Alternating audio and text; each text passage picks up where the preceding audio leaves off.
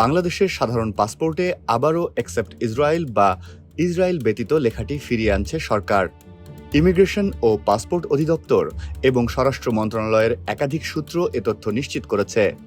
সূত্রগুলো জানিয়েছে, পরিবর্তনের অংশ হিসেবে পাসপোর্টের ভেতরের পাতায় প্রায় 1 ডজন ওয়াটারমার্ক নতুনভাবে ডিজাইন করা হবে।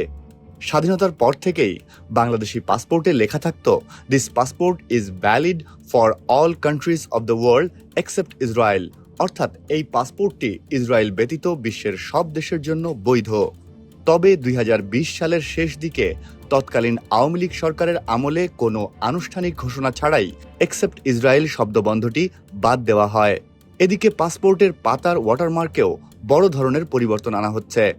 নতুন ডিজাইনে যুক্ত হচ্ছে জুলাই গণঅভ্যুত্থানের প্রতীক হিসেবে 2 হাত প্রসারিত করে দাঁড়িয়ে থাকা শহীদ আবু সাইদের ছবি। এছাড়া বঙ্গভবন, জিআই পণ্য জামদানি শাড়ি, জাতীয় ফল কাঁঠাল, জাতীয় মাছ ইলিশ, আমবাগান, সুনামগঞ্জের টাঙ্গুয়ার হাওর, বান্দরবানের নীলগিরি এবং নারায়ণগঞ্জের পানাম নগরীর ছবিও রাখা হচ্ছে।